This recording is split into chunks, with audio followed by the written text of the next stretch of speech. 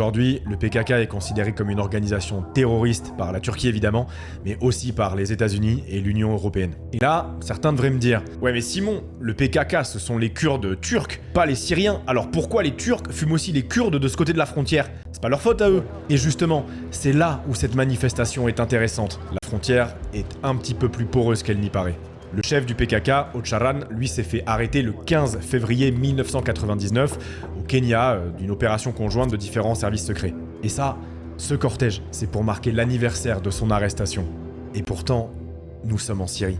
En fait, ce dont a peur Erdogan, le président turc en place depuis 2002, c'est qu'une région stable autonome kurde en Syrie ne serve de base arrière pour le PKK. Et force est de constater qu'on peut pas lui donner totalement tort quand on voit la quantité phénoménale de portraits de Öcalan affichés dans toutes les villes de cette partie de la Syrie.